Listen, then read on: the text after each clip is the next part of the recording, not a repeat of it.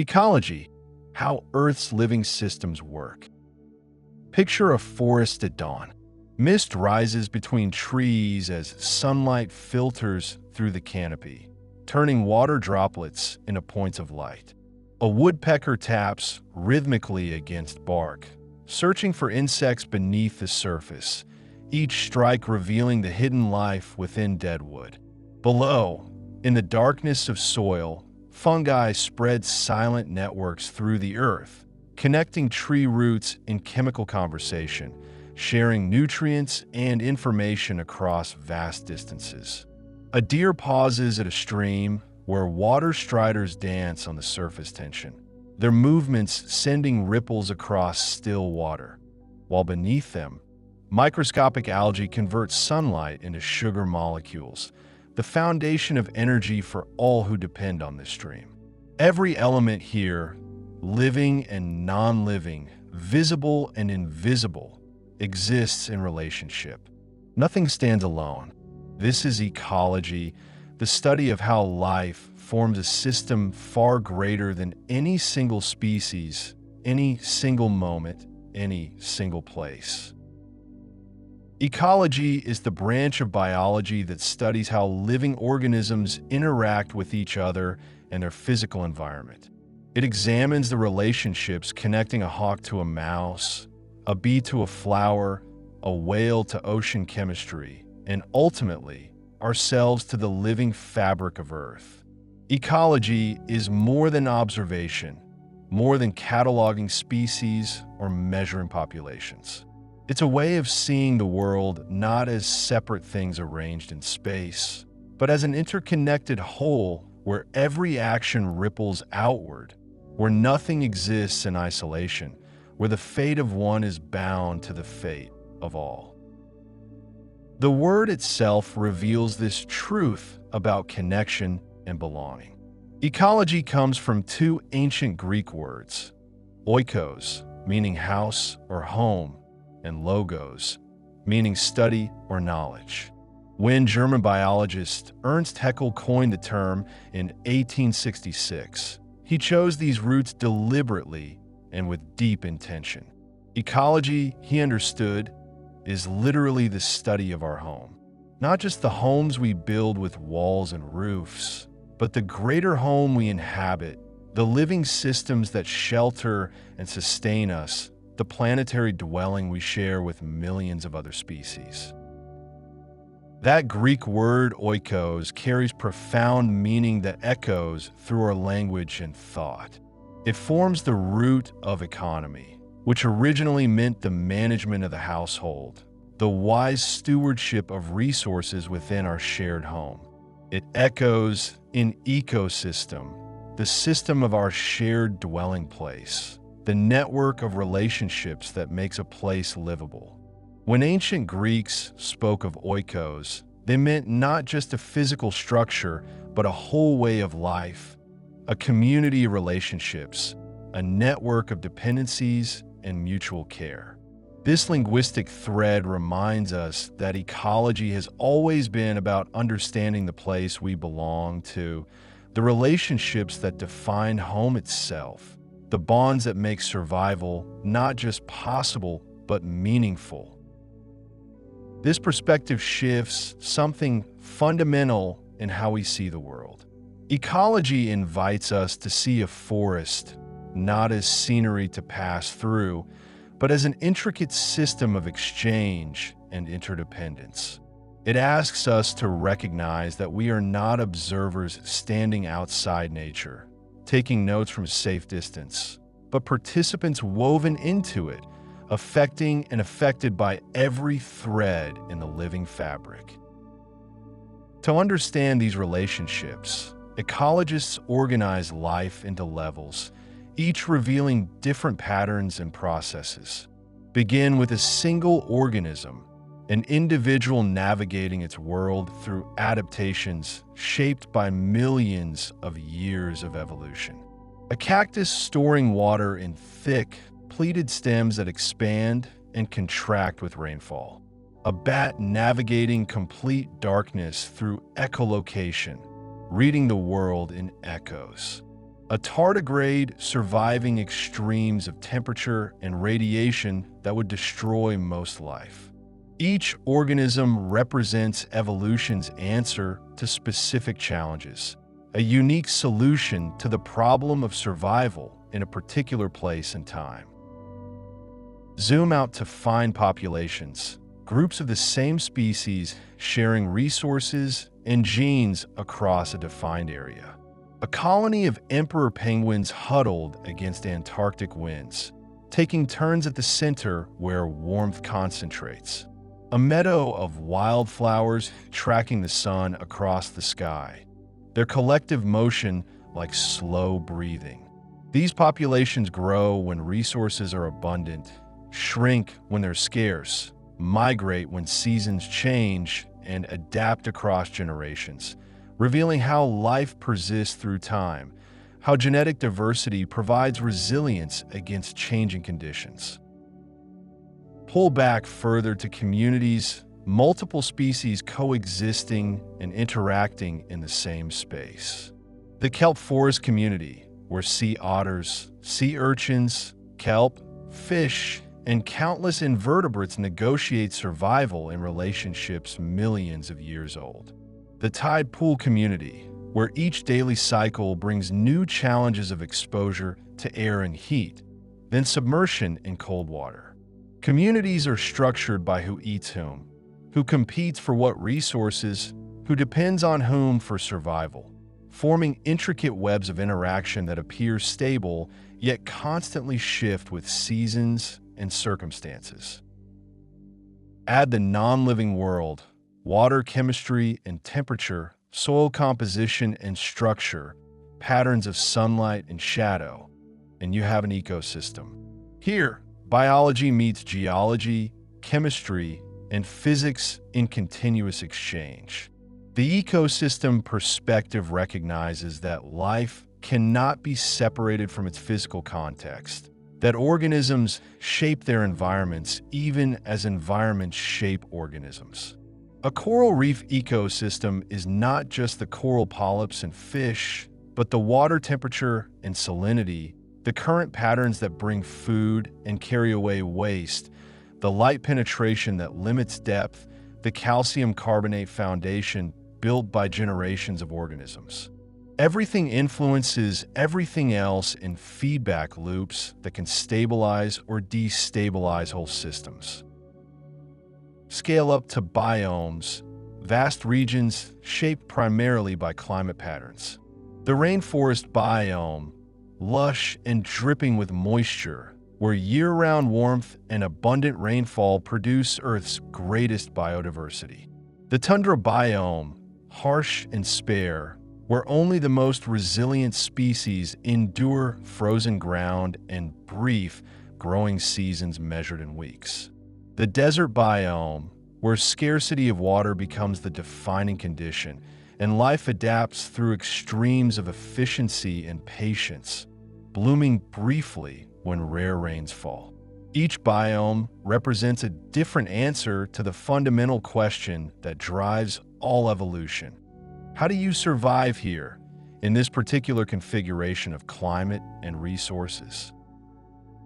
Finally, the biosphere encompasses everything, all ecosystems and biomes combined, the thin layer of life wrapped around our planet like a film.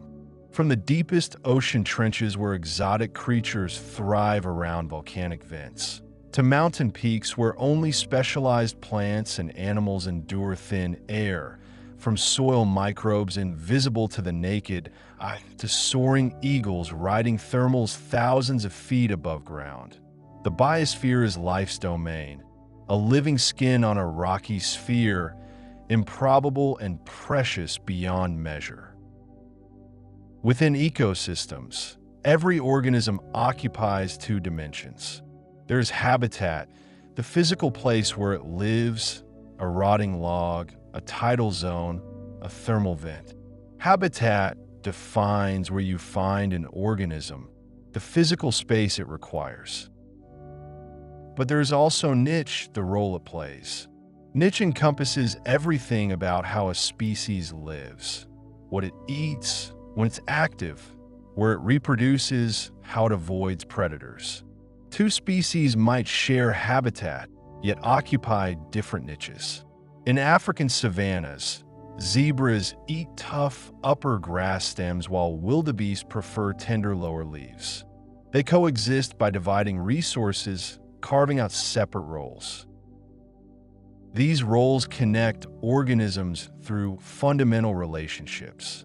In predation, one kills and consumes another, driving evolutionary arms races. In competition, organisms vie for limited resources.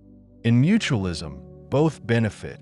Hummingbirds feed on nectar while pollinating flowers. In commensalism, one benefits while the other is unaffected. Barnacles on whales. In parasitism, one benefits at another's expense, driving immune evolution. These relationships weave into complex food webs connecting hundreds or thousands of species, but all this complexity rests on one foundation: energy from the sun. Most ecosystem energy originates as sunlight, electromagnetic radiation from nuclear fusion in the sun's core, carrying the energy that powers nearly all life on Earth. Producers, primarily plants, algae, and certain bacteria, capture this light through photosynthesis, using its energy to build sugar molecules from carbon dioxide and water. They are the foundation, transforming solar energy into chemical energy, creating the fuel that sustains the entire living world. Every leaf is a tiny solar panel converting light into life. Consumers cannot make their own food. They must eat other organisms, transferring energy up through trophic levels. Primary consumers, herbivores, eat producers directly. Secondary consumers, carnivores, eat the herbivores. Tertiary consumers, top predators, eat other carnivores. At each transfer, energy is lost as heat from metabolism and movement.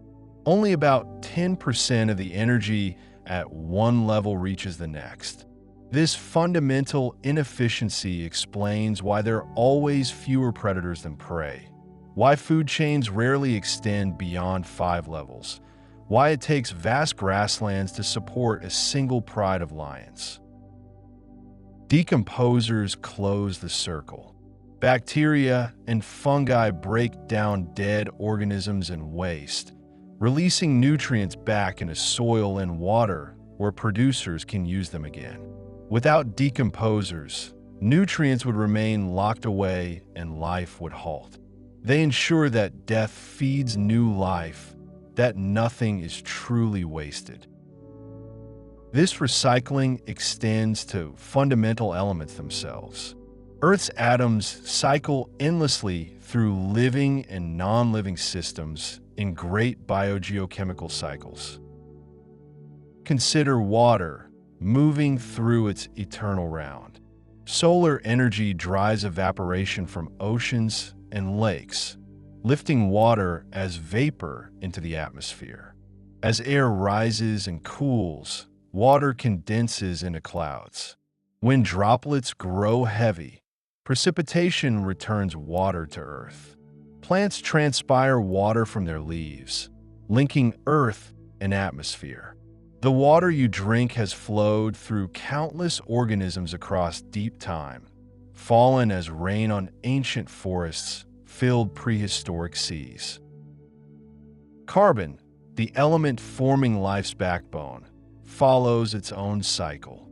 Producers capture atmospheric carbon dioxide during photosynthesis, incorporating carbon into their tissues. When organisms respire, breaking down sugar for energy, they return carbon dioxide to the atmosphere. When they die and decompose, carbon returns to air and soil. When organic matter gets buried and compressed over millions of years, it becomes fossil fuels. When those fuels burn, carbon dioxide floods back into the atmosphere. Nitrogen, essential for proteins and DNA, cycles differently. Nitrogen gas makes up 78% of the atmosphere, yet most organisms cannot use it directly. Bacteria fix it, breaking nitrogen's triple bond. Plants absorb these compounds through roots. Animals get nitrogen by eating. When organisms die, decomposers return ammonia to soil. Other bacteria convert nitrogen back to gas, completing the cycle. Life depends on this bacterial alchemy. These cycles operate continuously, but ecosystems themselves constantly change, responding to disturbances both subtle and catastrophic. Fire sweeps through forests. Hurricanes flatten vegetation. Landslides expose rock. Rivers change course. These disturbances reset systems, creating opportunities for new communities to establish themselves. When life colonizes bare substrate, rock exposed by glaciers, sand, cooled lava, the process is primary succession. Pioneer species arrive first. Lichens growing on bare rock, mosses requiring little soil, hardy plants whose seeds travel far. These pioneers slowly break down rock and build soil. As soil accumulates, new species establish themselves. Shrubs and grasses that modify the environment further, creating shade, adding organic matter. Over decades and centuries, soil deepens and larger plants move in, the community transforming toward greater complexity. When disturbance strikes where soil remains, after forest fire or abandoned farmland, secondary succession proceeds faster. The soil still holds nutrients and seeds. Within weeks, quick-growing plants sprout. Within years, shrubs and pioneer trees establish themselves. The forest returns, though changed. Secondary succession can restore ecosystems in decades rather than centuries, testament to resilience encoded in soil and seed banks. This resilience connects directly to biodiversity, the variety of life. Biodiversity exists at multiple scales. Genetic diversity, variation within a species, provides raw material for adaptation. If conditions change, some individuals will possess traits helping them survive. Species diversity, the variety of different species, creates redundancy. If one pollinator declines, others may fill its role. Ecosystem diversity, the variety of habitats across a landscape, ensures no single disturbance devastates everything. Greater biodiversity increases stability. Diverse communities resist disturbance and invasion, maintaining functions when conditions shift. Biodiversity also increases productivity. Diverse systems use resources more completely, occupying different niches, active at different times. When biodiversity declines, ecosystems become fragile and prone to collapse. A coral reef with hundreds of species withstands pressures that would destroy one with only dozens. These diverse ecosystems provide humanity with services we cannot live without. Provisioning services supply tangible goods: food from farms and fisheries, fresh water from watersheds, timber from forests, fibers for clothing, medicinal compounds from plants and microbes. Every meal we eat connects back to ecosystem processes.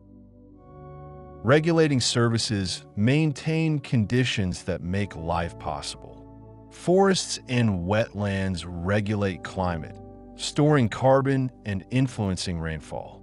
Vegetation prevents erosion, holding soil in place. Wetlands filter pollutants from water. Forests moderate flooding, absorbing rainfall and releasing it gradually. These services operate continuously until they fail. Supporting services underpin everything else. Soil formation creates the medium where plants grow.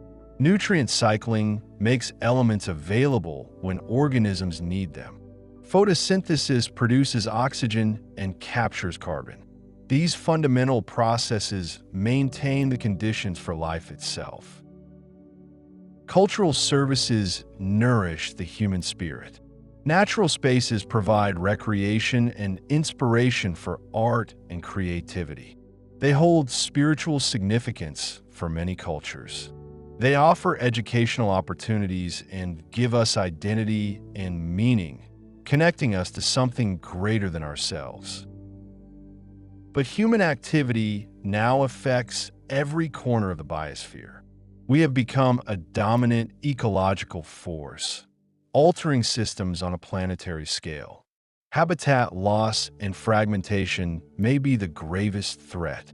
We've cleared forests for agriculture, drained wetlands for development, paved grasslands for cities. What remains often exists in isolated patches, too small to support viable populations, too disconnected for species to move between them. Pollution degrades ecosystems through chemicals and waste. Agricultural runoff causes explosive algal growth that depletes oxygen, creating dead zones. Plastic accumulates in oceans, entering food webs. Air pollution damages forests through acid rain. Industrial chemicals disrupt hormones and poison wildlife. Overexploitation drives species toward extinction. We've overfished oceans until stocks collapse, hunted species to near extinction, logged forests faster than they regenerate. Climate change, driven by greenhouse gas emissions, warms the planet and alters weather patterns. Species must adapt, migrate, or face extinction as conditions shift beyond their tolerance. Invasive species introduced beyond their native ranges disrupt ecosystems by outcompeting natives and altering fundamental processes. Without natural predators, invasives can explode in numbers, transforming entire systems. Yet ecology shows us the path forward. Conservation biology applies ecological knowledge to protecting biodiversity and ecosystems. Protected areas, from national parks to marine reserves, preserve habitats and the species that depend on them. These refuges allow populations to recover, ecosystems to function without constant disruption, evolution to continue its work. Restoration ecology repairs what we've damaged. We can restore drained wetlands, replant cleared forests, remove dams that blocked fish migration, reintroduce locally extinct species. Restoration requires patience, humility, and deep ecological understanding. We cannot simply return to some pristine past, but we can help ecosystems recover their resilience, their complexity, their capacity to support diverse life. Sustainable management uses natural resources without depleting them, meeting present needs without compromising future generations. Sustainable forestry harvests timber while maintaining forest function. Sustainable fisheries take only what populations can replace. Sustainable agriculture builds soil rather than mining it. Sustainability requires seeing ourselves not as masters of nature, but as participants in it, subject to the same ecological laws as every other species. Individual choices matter too. The collective impact of billions of decisions shapes ecosystem health worldwide. Reducing consumption decreases resource extraction and waste. Supporting sustainable products creates markets for responsible practices. Protecting local wild spaces preserves biodiversity and ecosystem services. Learning about ecology helps us understand connections, make informed decisions, share knowledge with others. Political engagement shapes policies that protect or destroy natural systems. Each choice ripples through the web of relationships connecting us all. Return to that misty forest at dawn. The woodpecker still taps, the fungi still weave their networks, the stream still flows. But now you see differently. You recognize energy flowing from sunlight through producers to consumers to decomposers. You understand cycles moving water, carbon, and nitrogen through living and non-living systems. You perceive the relationships binding species together, the niches they occupy, the communities they form. You comprehend the resilience that biodiversity provides and the fragility that comes with its loss. You grasp that this forest is not separate from you, but part of the same living system, the home we all share. Ecology teaches us we belong to Earth, not Earth to us. Our well-being and ecosystem well-being are inseparable. Protecting nature means protecting ourselves. Every action ripples through networks we're only beginning to understand. Yet this understanding offers hope. Knowing how ecological relationships work empowers us to make better choices, repair damage, live more harmoniously within the systems sustaining all life. The study of our home reveals both our profound impact and our profound responsibility. What we do with that knowledge will determine not just our future, but the future of countless species, countless relationships, the intricate living web that makes Earth our shared home.